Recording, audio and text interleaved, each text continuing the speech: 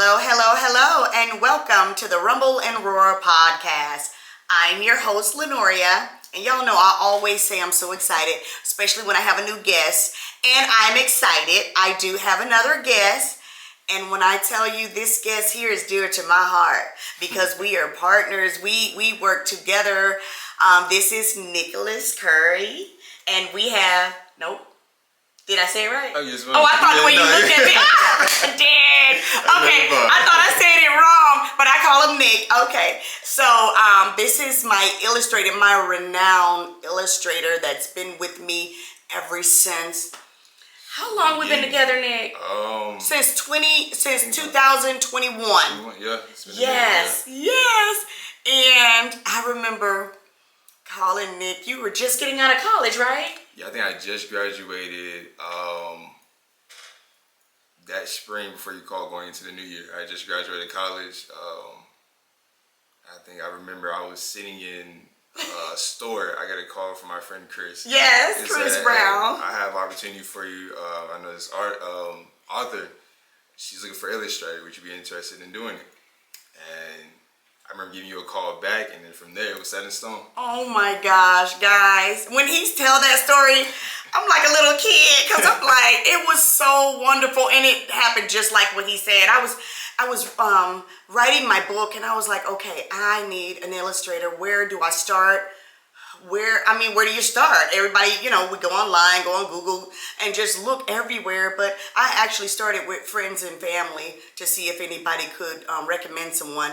And yes, sir, my wonderful neighbor, Chris Brown, went to college with you, right? Yeah, me and Chris known each other since freshman year. All 5 years of college. We was roommates the entire time. Oh, wow. Oh, see, I was in there. I was in. And Chris is like a daggone, his family to us. Sherry and I have been knowing each other ever since our children were like 4. But when like he said, Chris, I said, do you know anyone? And he said, yeah, I think my roommate does. When I talked to Nick for the first time, oh my God, Nick was so nice and so sweet. And I was like, so you're an illustrator? What does illustrators do? And I said, do they draw? He said, and he's so polite. Yes, ma'am, we draw. I can draw. That's what he said. I can draw, and anything that you just let me know what you want. And I was like, wow, you can draw faces, you can draw cartoons, you can draw anything. And he was like, well, just tell me what you need. Guys, when somebody say to you, tell me what you need, and you really didn't sit down and draw it for them, they had to take what you said. I would like a little girl with her hair like this, or I would like, which lady was pregnant and yes, a child, her whole family. Yeah. But the thing, and I was wondering how could he do that, but it takes skills to actually, when somebody tell you something, to know how to put it together and really make it look like they want. When I told him, I said, well, I'm writing a book, and the name of the book is It's Not Dark Anymore. And I said it's about a child interacting with, an unborn child interacting with the mother. Yes, well. And it was a pregnant mother.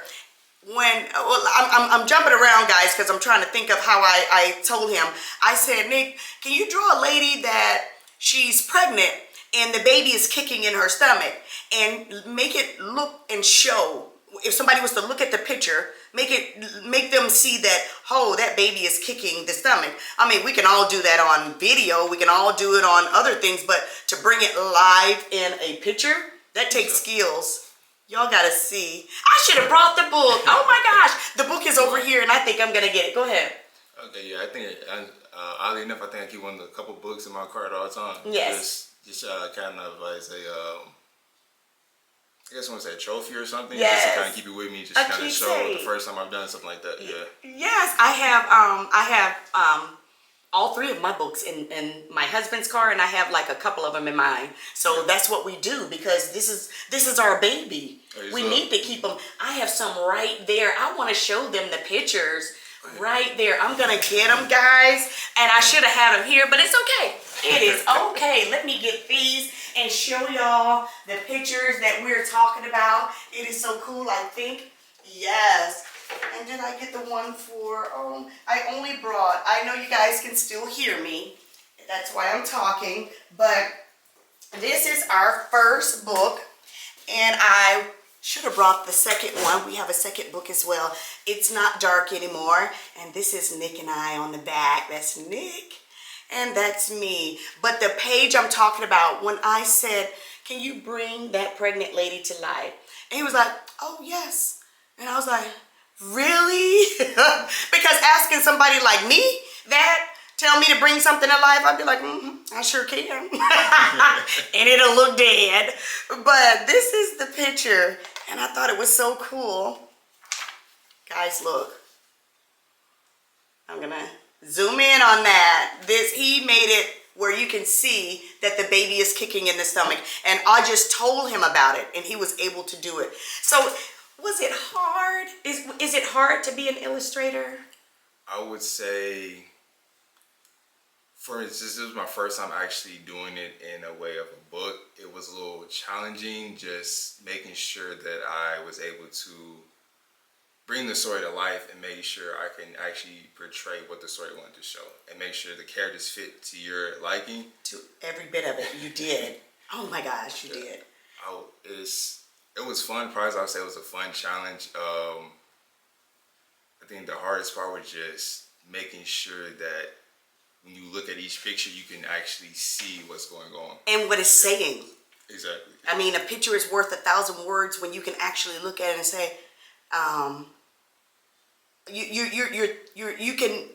speaks to you. That's what I should say. It speaks to you. So this is not our first book. I mean, this is our first book, guys. Yeah. Our second book is Mind Over Matter. You know what I'm gonna have to do?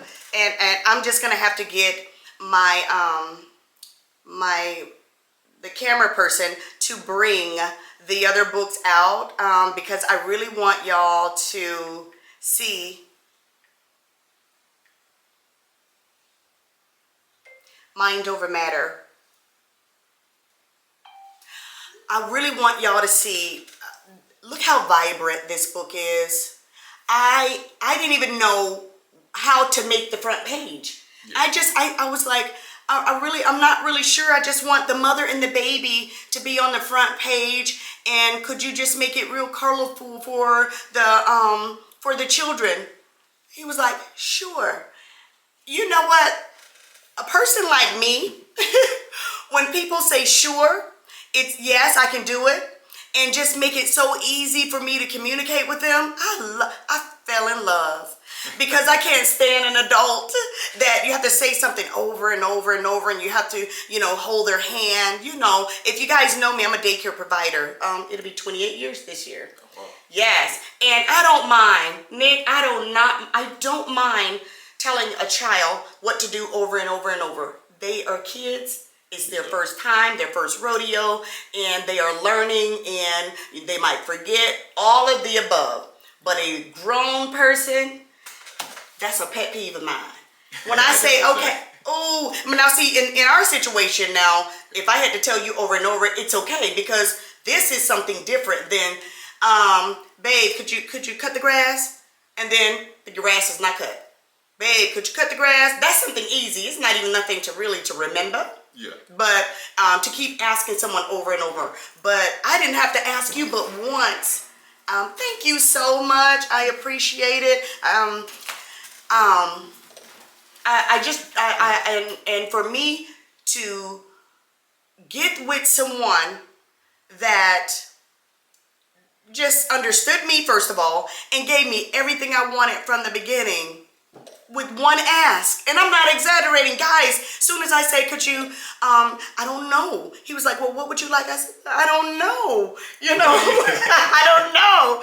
And he was like, well, okay, so what exactly do, I said, well, I know I want a lady on there, and I want her with her baby, and I want it to be colorful. When he came up with this, I said, oh my gosh, beautiful. Then we did another one. Oh, yeah. Mind Over Matter, guys. This is our second book. And there's Nick. And there I am. Nick, I said this one here is going to be about brainstorming, and it's going to be about pretty much kids overcoming that fear, more so about, I think this was during the time where everybody's getting the shot for coronavirus, so helping kids be willing to, get the shot, or just going to the doctor in general, having to be calm about it, understanding that needles are scary, but they can overcome that fear of being scared. and not have to think about it. Exactly. What you think about, that's what you will focus on. So Mhm. it's mind over matter. And guys, look at this. This is a brain and someone thinking like, oh, okay, it's mind over matter. I wouldn't have came up with this in a billion years. I just wouldn't have, Nick. I wouldn't have. And I thought when I first saw it, I was like, how do you do this? How does this just jump into your head to do this? If somebody had asked me to do something about mind over matter, I just don't, I can't even give an example because I don't even know how to be able to come up with this. You know what I mean? So I don't know. I think that was actually my favorite book to do. The first one, I think it was trying to get my feet wet, understand, okay, work with an author, trying to make the story come to life, how this goes. I think the second one I was a little more comfortable with it. And then being able just to bring that story to life was probably, I enjoyed this one a lot more, especially the challenge come with it. And I knew I want to do a lot better job at it compared to the first one. Well, I think you did a very good job on both of them. And we have a cartoon, a full cartoon on this one. And oh gosh, the illustration that was done and on the animation part of it, it's like, I'm so proud. Guys, I'm so proud of Nick. I'm proud of myself. And Nick and I are here today to just talk about illustration and talk about, our next book that's coming out, which is, like we told Nicole, we told Nicole actually, she interviewed me. You know Nicole. I guess so. Yeah. I went to college as well. Oh, Yeah. I just got all the college students. What is Nicole's last name? Zawu. Nicole, she interviewed me, and the question was, or is there going to be a part 2 to It's Not Dark Anymore? And I said, of course. I said, Danella's going to grow up. I want it to be a part 2, 3, 4, 5, just keep on going. And so Nick and I, guys, we're working on our second book, part 2, to It's Not Dark Anymore. Danella is home. Please go get the book. Danella, exactly. Danella is home. But now we want to show you, the other steps of the, coming home in her first steps. I have questions. Let's see. Let's see.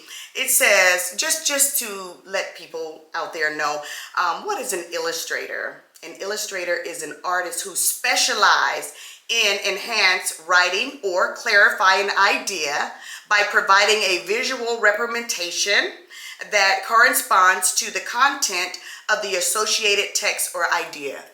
When I tell you, when I read that, Nick, I said, if that wasn't everything you did for me, every single thing, I wrote it down and then I just voiced it to you and you made it happen.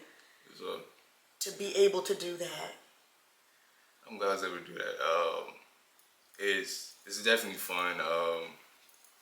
I honestly, I didn't think I would be something I would have been doing, but something I didn't realize to find as much enjoyment in. So what made you start drawing though? Because this is not your major, is it, in college? No, it's not my major in college. Okay. Major in biology, but going into college, and I was going to go for art. Changed my mind. Went to science instead. Why though? And I don't want to keep cutting them off, but if I don't, I gotta. But why did you stop? Because you do so well. Was it boring? Was it like, nah, it's not. It's too expensive. What was it? Okay, so there's a couple reasons. Okay. I would say graduating, I think my senior year, going to college, my pathway was, you had to have a pathway to graduate high school. At the school I went to, my pathway was graphic design.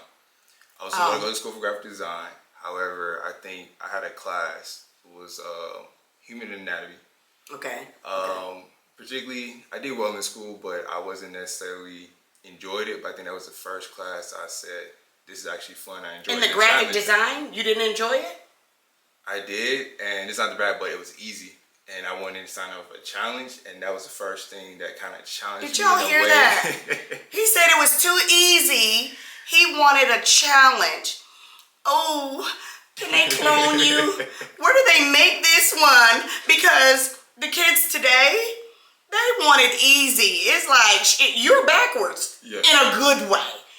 Guys, because he just said it wasn't challenging enough. I wanted something that was going to challenge me. All the kids that I'm talking to today, and when I say kids, I'm talking about grown people. I'm talking about 20 and 30-year-olds. They want it easy. It's like, I ain't trying to go in there. They're going to work me too hard. Or they're going to do this, and they would love to take it the easy way out. But he didn't. And I'm sorry to cut you off, but I just had to make that clear. They don't make them like this anymore. But it's good that you wanted to challenge yourself. And see, that's why you were able to, when I ask you for something, you were able to just boom, boom, boom, because your mind is developed on a higher level than average. And the reason I say that is because average is someone who's just going to take the easy way out, mediocre or whatever, easy. He's like, bring it.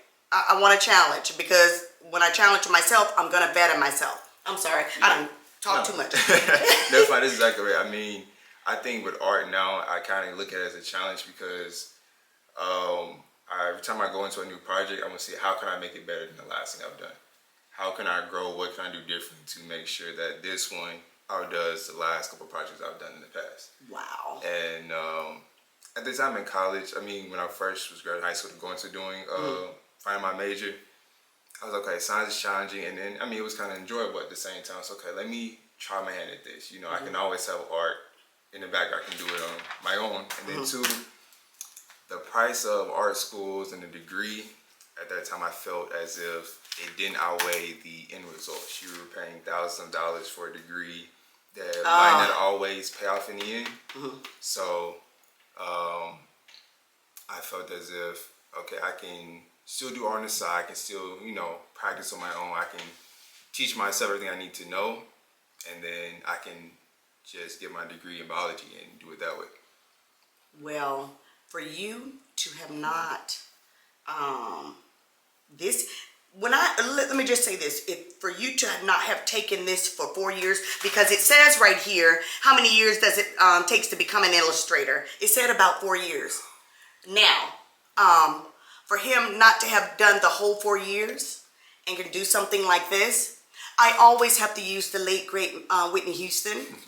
When you and I'm old school, so I'm gonna. What do you call a kid who can dive like that? You call a kid a crackerjack. This was in him, just like music was in Whitney. Drawing is in you. For me to say, okay, could I get somebody floating through the sky, and then the parachute open, and then yes, I got you. Yeah. To be able to do that, it's in you. So for you, you said that you didn't want to waste your money trying to do the 4 years of that instead of what you went to. You went to biology, right? Yes, ma'am. So instead, you did 4 years of biology instead of that. So you just didn't want to waste your money knowing that it wasn't going to give you what you wanted out of it, right? Or did I say it the wrong way? No, I wouldn't say that. I can, to a degree, yes. I think it was more so, I would say this. So for me and art, we kind of have this toxic relationship, as I want to call it. We have a love-hate to where art is always a part of me. So it's been times where I've stopped in art for years, months at a time, but next thing I know, something just called me and said, I got to get back to doing it. So to a degree, yes, I would say it's a part of me, and I can't lose it, so it's going to be something I'm going to do.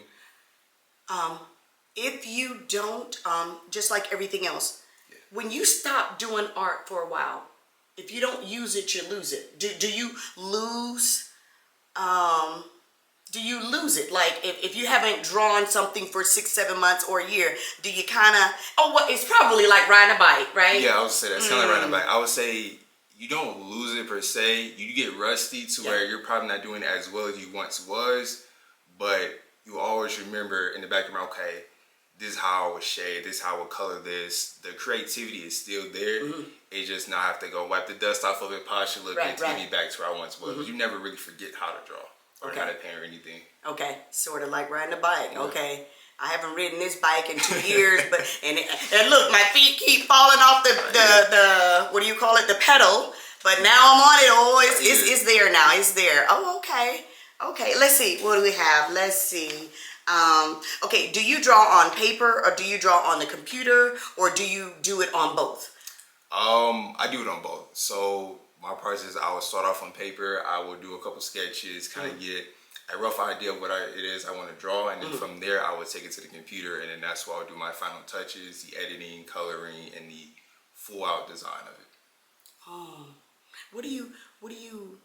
I don't know if I'm asking this right, guys, because I don't know, but do you use some kind of program or something to enhance the picture to help it to do, or is it all, because I know my animator says that he used certain things to make the, like if I gave him this picture here, as a matter of fact, we did this one here, and he turned it into a cartoon, and Creed was running around the thing. He has to draw it like 7 or 8 times just to make his arm move. You know what I'm saying? Yeah. Do you have to do that as well? So not in the same sense that he does it. Okay. So for me is I would probably have him draw him out running, and then based on how I say, let's say I draw him running, I don't like the way it looks, so I might tweak it, draw him 7 different times to get an idea of what I want the final picture to look like. So I might have 7 different drawings of Creed running with different backgrounds to see which one I like, to see which one I think fits the image or the design I want to go for, and then from there I would choose it and then go from there. I'm thinking that's right. You do that because you had not only did both of the books, you did both of my album covers, my full album, Little Heavenly Ones, Lift, Learning is Fun, and then my single, which is the Thanksgiving song. Yes, well. You know, you did both of those, and you did my and I remember when you did, and my logos, all of my logos he's done, and I remember on my logo you gave me different colors of what you told me to choose which one is. Yeah, so this is just I'm so proud of you, Nick. I really am. I needed to bring you on here to just share with the world my Illustrator and what you do. I'm trying to see what else you've done my logos, and I have the Rumble and Roar. You've done this logo, this one right here. Oh yeah, this one. Yeah, this one. You didn't even realize it was this, and it's on my pen. Yes, you've done this one, and then the one, the Little Heavenly Ones one, and you've done, just so many. So guys, if you're looking for an illustrator right now, he is super busy. However, we'll leave his information, and if you like to, give him a call. Well, not a call, but I guess you'll leave your.